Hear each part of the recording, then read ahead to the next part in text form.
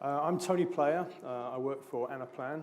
My job title is Domain Principal Supply Chain for EMEA. So that means I'm the lead for supply chain in EMEA. Very happy to be here today talking to you about the subject of connected planning. So in Anaplan, we think that connected planning will enhance our ability to succeed better in the world. Connected means within the organisation, across the functions, between systems, outside the organisation. So in every sense, we think that if we were better connected, we would do a better job and we would succeed more. So I'm going to talk in three sections about connected planning. First of all, let's establish a need to connect. I'm here to tell you it's a great idea. I want you to agree with me. So let's just talk through why we think it's a wonderful thing. Secondly, how do we do it? If it's such a great idea, why haven't people done it before? And how can we make it happen? And thirdly, staying connected. We've already heard today about the challenges of an ever more complex world, changes faster, different, bigger than we've ever seen before. In that context, how do we stay connected over time? So this is my version of the video which some of you saw this morning. The message is, the world is a more complicated place, growing exponentially to become more complex. I'm actually old enough to remember some stuff that happened in the 70s. I'm sure most of you are far too young to remember the last century. But yeah, the world was, in a dim and distant memory, a more simple place than it is today. It was simple in all kinds of ways. I remember sitting at my desk with my keyboard and my screen, and of course there was a wire that connected my computer to the rest of the world. It was a coax cable, if you want to get technical. It was a piece of wire that connected hardwire between my desk and the computer. If I moved desk, someone had to go and disconnect that and reconnect it to another place. We live in a different world now with much more flexibility and dynamism. But that, I think, is an analogy for the way we work. That fixed wire which connected me from my desk to my computer with my system on it, that attitude is still really inherent in many of the things we do. I'm in supply chain, I use supply chain systems. I'm in finance, I use finance systems. And if I want to move between those organisations, someone has to help me reconnect. So the idea of complexity is obviously underpinning everything we do and talk about. So once we start thinking about what that means in the real world, ideally we want to have visibility of our entire network, of our entire value chain back into our suppliers, back into ideally second-tier suppliers. If I'm a high-tech manufacturer, I need to know my inventory exposure, not just with the people who are making stuff for me. I need to know the inventory exposure back into the supply chain. So I need frequent and easy access to that kind of information. If I'm in retail, I want to know what's going on out in the stores. I want EPOS data readily to hand. I want to know what's the implication of that for my planning as I move from moment to moment as things are changing. So this is a picture of how the world might look, and ideally this is the visibility I would like to have across my network. But of course, it's not quite as straightforward as that. When we step outside the boundaries of a PowerPoint and we start thinking about the real world, we've got a number of different factors which are impacting on our ability to manage and control. Any number of things I'm sure we could put up there. We've already heard about the idea of digital disruption, the increased variability, the natural catastrophes and so on, those things that are happening from moment to moment. And how do we manage it? How do we deal with that? Well, we have at our disposal a number of systems which we can use to manage that real world. Of course, these individual systems are functionally oriented. They're designed to do a specific task. They're designed to do it in a very controlled way, of course, because that's how we manage. That's how we get from day to day, by knowing there is that framework and that rigidity which will make life more predictable. So I've got this neatly stacked pile of things which are designed to help me manage that chaotic environment. There's a mismatch there, because any one of these things doesn't deal with any one of those things. The way I have to deal with those issues is by working between and across these. I need to know the elements of data within these things and how they impact on each other. I need to know how these events or activities are impacting on the numbers and the plans which are in those. So already difficult. We've got a rigid, structured way of working in the organisation. We've got chaos outside. We have to find a way to mediate between those two. But of course, even this diagram is vastly oversimplified, because we don't really just exist in a world of simple boxes with clearly stated intentions. We try to mediate between them. We try to manage that chaos. So what does our real world look like? What is our solution, if you like? What does that look like? If we had to manage some SNOP or IBP activities, what would be the thing that we use to do that? Well, it probably looks a bit like this. We have these rigid systems, or at least we have probably several versions of them. Maybe we've got 5 or 7 or 17 or 50 ERP systems. We've got multiple execution systems. We've got some specialist MRP stuff that's been around for 20 years because it does a really good job of that particular thing. And we're too scared to move away from it because we don't know yet what else could replace it. We've got TMS systems which are probably somewhere embedded in outside our organisation, in the cloud or with 3PLs. And then we've got the wonderful Salesforce.com and various versions of that. Perhaps some spreadsheets which hold the really big opportunities that we care about. We're trying to manage and integrate with that information. Once in a while, we'll be talking to the finance organisation, maybe when we're making a budget or latest estimate, maybe at the end of our planning cycle when we throw the numbers at them and see what it means in monetary terms, and so on. So, a whole load of things under the control of different parts of the organisation, developed independently, maturing and evolving independently of each other, and so on. And because of that rigidity, as we mentioned before, what happens? We start to see the development of other informal systems. We have to get through that chaos. So we use tools which are flexible, which are easy to use, which a normal human being can change and adapt as the world is changing around them. We end up with a whole load of spreadsheets, with access databases, with SharePoint, and so on and so forth. I'm not telling you anything you don't already know, I guess. So is this a surprise to anybody? No. So is this familiar to everybody? Yes, vigorous nods around the room. Thank you. Yeah. So yeah, we survive. We get by. We still get through the monthly planning cycle, reach the end, and we deliver the stuff we need to deliver, and then we start again. Perhaps we start again 2 days before we finish round 1. We're already into round 2, and I think we find that's a fairly common experience. So what does that mean in slightly more formal terms? What it means is that we're making business decisions not inside our planning applications, not inside our formal applications. We're making decisions in informal ways in what we might call decision support systems. Systems loosely defined, meaning Excel and Access and SharePoint and emails and phone calls and so on and so forth. And of course, we're missing something there. As soon as we start to do things in that informal way, it becomes very difficult to track who said what and when. When did they say it? How does this compare to the last thing you said? What's the assumption behind these decisions that we're making? Very difficult to maintain and control that kind of information in those relatively informal systems. And even the formal systems, we're probably struggling with those things as well, even though they do a great job. Many years of expertise and knowledge has been built into these things through progressive releases over, maybe sometimes as many as 20 years.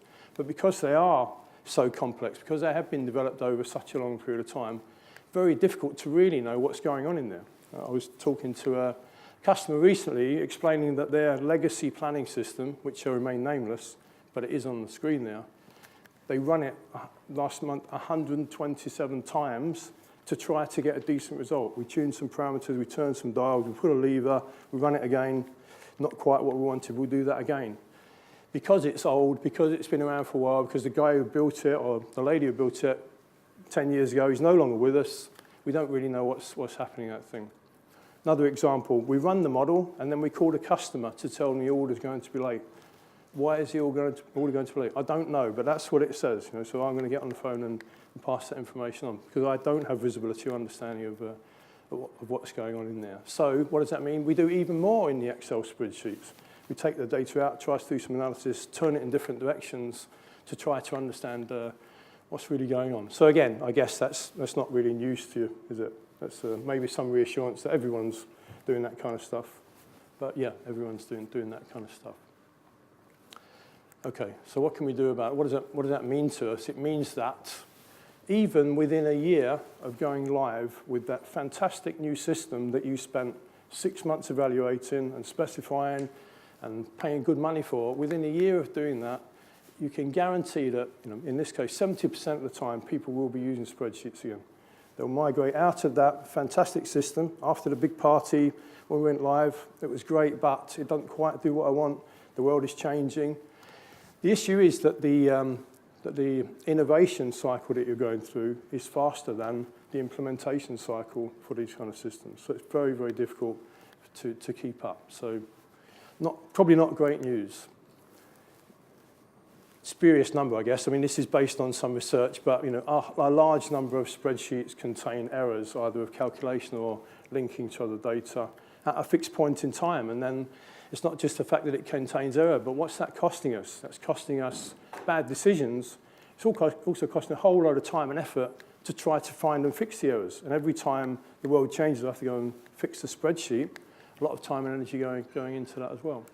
Consequence of all that is we can do the math and say that the time that you have in your organization, 5% of that time is spent making the spreadsheet work, just getting the data in there, checking that it's calculating correctly, moving the data to someone else, pushing it out through email to the organization and so on. That's not value add. That's just turning the handle to keep us ticking over from day to day. So I would hope we'd all agree that generally not good news. And we can do some more maths and say, we're actually spending money on this. So if we didn't do this thing, we could save a significant sum. The example says 1% of revenue. Not just save a significant sum, but also perhaps make better decisions and have more accurate data to base those decisions on. Okay. So yeah, what does it mean? It means we spend a whole lot of time getting the data ready and not much time making use of it, considering alternatives, trying different scenarios, thinking about how the future could be different than we anticipate. So to summarize them, there are a lot of planning systems out there. Many of them do fantastic jobs. They are the crystallization of decades of work in bringing knowledge and experience together and putting it into one place. However, because they are like that, because they are complex, because they are been around for a while, there are some consequences. It takes a lot of money and a lot of effort to make the thing work in the first place. We go through a waterfall approach to the project implementation. It costs a lot of time of skilled resource to make these things work. It takes a long time to make these projects happen before we're actually starting to see some benefit from that. What do people do? So people get impatient. People find that we don't actually deliver the system that we really hoped we would get, in spite of all our careful evaluation and consideration of the alternatives. So we start doing things differently. We get back into the spreadsheets again, sitting on the old legacy systems for maybe longer than we need to. The other consequence of these very precisely defined and functionally rich systems is that they are stuck into silos, generally speaking. They do require to work in a certain way. And so if you are forced with a choice between working that way and working in a way that's more efficient for you, what happens?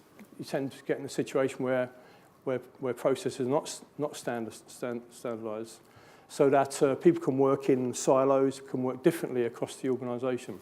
So we say things like they're entrepreneurial. People in the business units and the sales organizations, they do things their way because that's suited to the needs of their market. And maybe that's partially true, but maybe also it's because we allow them to do that. We don't give them the opportunity to take best practice, which we might define for the organization, and apply that across the whole organization. And then again, because these things are defined to do a certain task, it limits our capability to expand beyond that task. So I will work using this system, and you will work using that system, and very difficult to get those things connected together. So we end up with a fragmented landscape, lots of different solutions, costs more in terms of maintenance, in terms of enhancements, in terms of connecting those things together.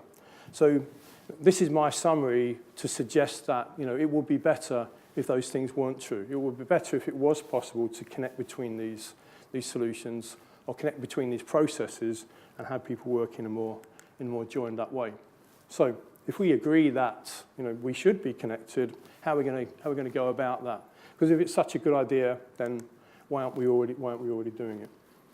So let me say a little bit more about what we mean by connected planning. We're looking to have a place where we can go to get the data, and we talk about data lakes and data warehouse and so on. We want somewhere where we can go and know we can get consistent information for use in different applications. We want to have a team who can work together, and I don't mean someone in supply chain working with someone in supply chain. I mean a team across the organisation, because what we have is we don't have a supply chain challenge. We have a business planning challenge. We have a need as an organisation to do well, and of course, it needs the skills and expertise of people in those functional silos, but it also needs the skills and expertise across the organisation. We want the marketing organisation to be making promotions and launching products which are in line with the capabilities of manufacturing or suppliers to meet that demand. We want the marketing organisation to know that there is a lead time, and if I want to introduce some features on a new vehicle, if I want to promote the high-spec Bose stereo in this vehicle we're launching in 18 months' time or 9 months' time, I need to know the lead time for those things. I need to know the capacity. I need to know the outer boundaries of this promotion that I'm trying to push.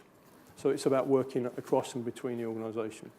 We want to be able people to work continuously. So we work in monthly cycles, we work in weekly cycles. Why is that? Well, it's monthly because that's when the financial period closes. It's weekly because that's the working pattern. Those are legacies of how things used to be. There's no reason why we should be planning in a monthly cycle. We should be planning in the cycle in response to our customers, in response to the life cycle of products, rather than in discrete, arbitrary chunks. So why don't we find a way of planning continuously? Of course, we still need some formality. We still need some regular processes.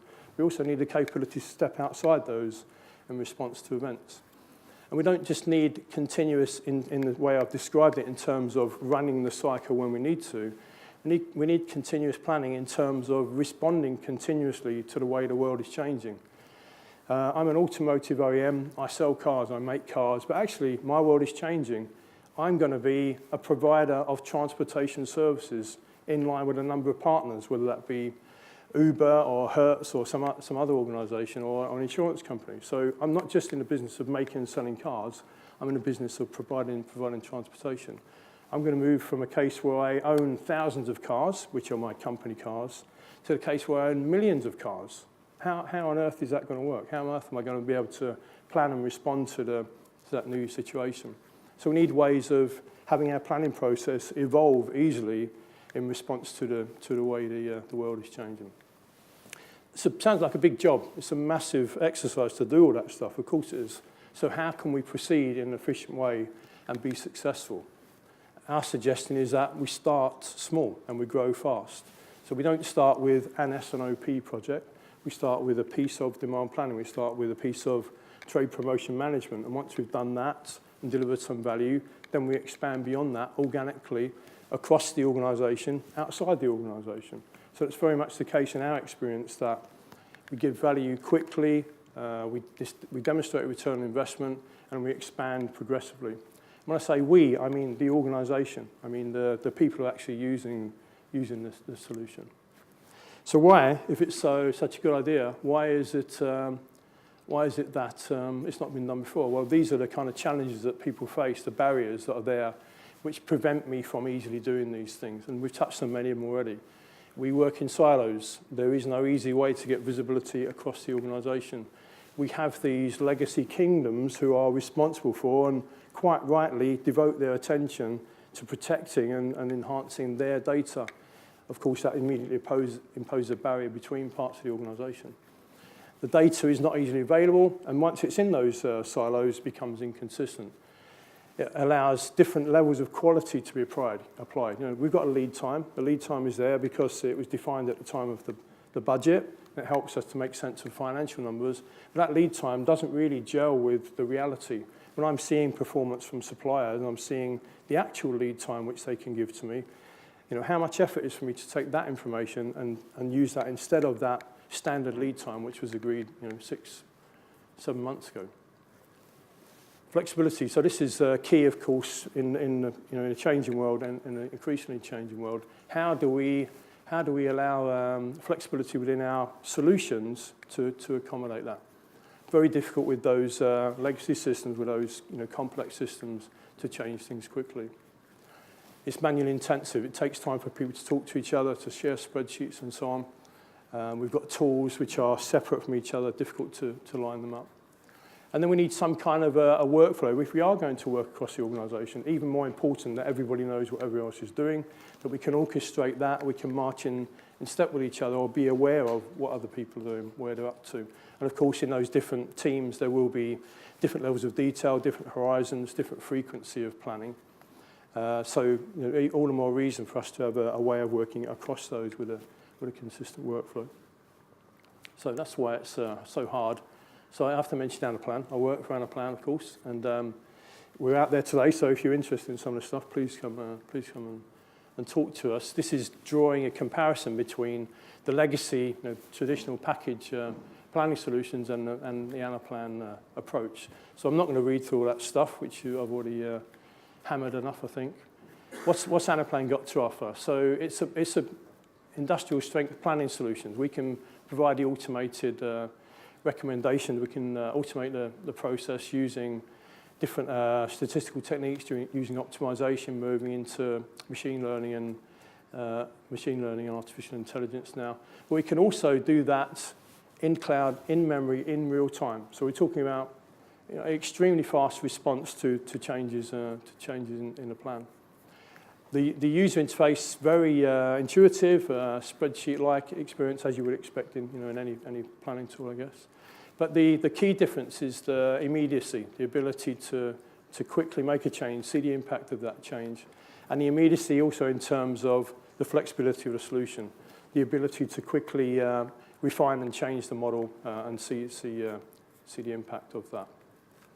Yeah. Okay.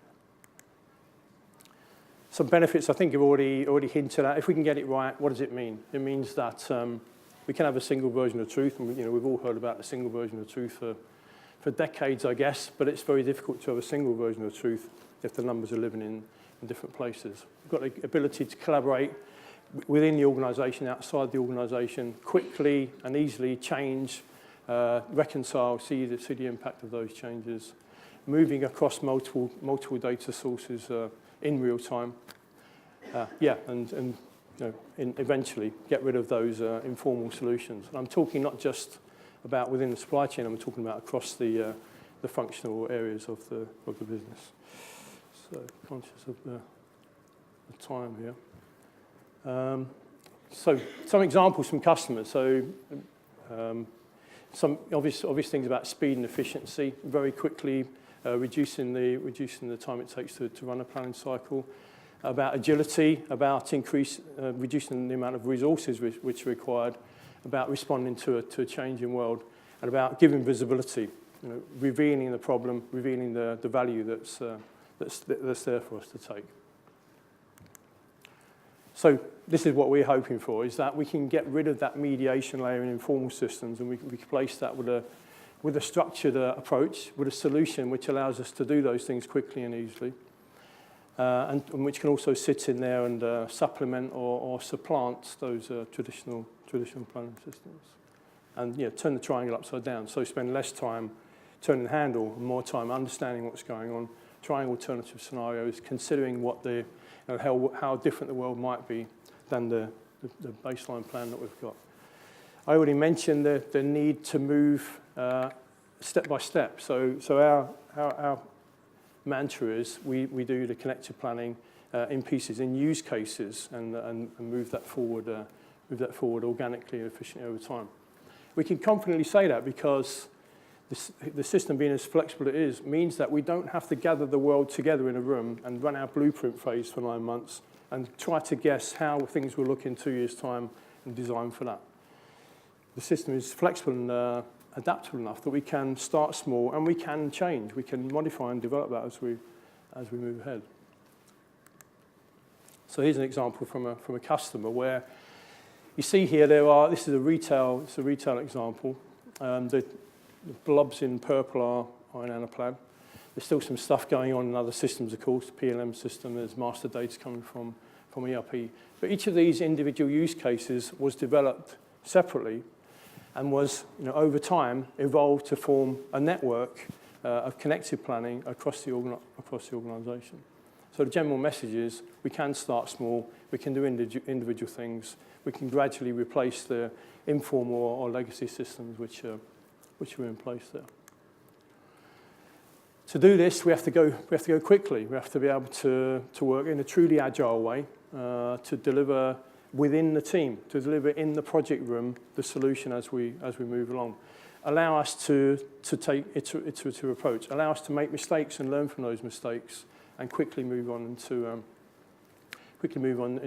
better approaches, and involve the customer all the way. So this is really a truly agile approach where we bring together some Anaplan expertise, but predominantly expertise from the organisation to ensure we deliver a solution which is properly suited for the requirements. And so I mentioned before the initiative is to start with individual use cases, to expand that over time, and during that expansion process, to hand to the customer the ability to manage and control and make changes to the solution. So we've decided it's a good idea to be connected. We've found a way to get connected. I suppose the real challenge is, how do we stay connected as the world changes? If we're going to be good at change, we need to have these kind of attributes. We need to be able to move fast. We need to be able to be flexible. We need to be able to see what's happening and changing and respond to that. And probably most importantly, we need the ability to experiment, because by definition, this change is unpredictable. So in order to respond to it, we have to try something, see if that works, and maybe try something else if it doesn't. So these things are embedded in the approach that we adopt. The world is it's changing fast, so I don't need to underline it with numbers, I guess. Some Harvard Business Review numbers about how much faster the world is going to be, how much more challenging, much more frequently we need to plan, and of course underlining the point that no one is really good at this. It's very difficult to live in this world. So how can we put ourselves in a position where we can respond efficiently to change that happens? So we promote the idea of a centre of excellence. So within the organisation, we'll have a team composed of business users, composed of model builders, who can comprehend what's happening in the world, who understand the capabilities of a solution to respond to that, and can work together to drive that forwards. Yeah, so the Anaplan is there to support this kind of development, but the ownership rests within the organisation, the people actually making use of the solution. So everything I've said so far, I've been talking about Anaplan. Anaplan is a platform. I think this is quite a unique status. We've got 5 Gartner analysis areas rating the Anaplan solution. They're all rating one solution. There's one platform, one piece of software. This is not an agglomeration of different modules and acquisitions. It's genuinely one piece of software. And I think that's absolutely unique. There are other vendors who play in all those spaces, but they use one of the 2,000 things they've bought or developed over the last 20 years. And we're talking about one thing only. And the fundamental importance of that is it enhances our capability to connect. We can connect across those different parts of the organisation and outside as well. So here's the proof, if you like. Every vendor will show you their colourful slide of familiar logos to give you some reassurance that it's all true, it's all real. Of course it is, and I think the really stunning message is that we've got something like 800 customers now in a space of about 6 years, something like that. So that's we were born in this decade, and we've grown very quickly to satisfy the needs of those customers. Draw a couple of examples out. I think it's a few messages here. One is scale. So Unilever, very big use of Anaplan for S&OP, massive supply chain, massively dynamic organisation, trust Anaplan to deliver S&OP for that organisation. Google, very unusual for Google to buy software. Generally speaking, Google do their own thing, but they saw the advantage. Actually, originated from the Google Consumer Products division, and based on the success there, starting with Nest expanded where now we are supporting the Google network operations. So all Google data centers, there's about 1,800 of them around the world, running Maps, Translate, Google Search, YouTube, and so on and so forth. All those data centers, the supply planning, demand planning for those is run by Anaplan. I think that tells a story of innovation. We are a partner with Google. In addition to supplying them services, we're working with Google to develop artificial intelligence, machine learning capabilities using Google TensorFlow technology in our solution. So, conscious of the time, I think I'm coming up on a conclusion. So I just wanted to mention a couple of key takeaways. We think that if you work in a connected way, you will have better plans. You'll be able to collaborate better. And because you're able to work in a connected way, you will be more resilient as change comes to you. We think that Anaplan is unique in this respect, the ability to quickly develop and integrate across the organization, change and have visibility up and down across the supply chain. We think we're special. We have a truly agile approach, so we can move fast. And because we can move fast, we can adapt quickly to the world that's changing. And just to underline the point that extremely scalable. So the likes of Unilever, #1 supply chain in the world, according to Gartner. The fact that we can work and cover 80% of the Unilever supply chain, I think says something about the scalability and the capability to manage complex planning models. So that's me. Any questions?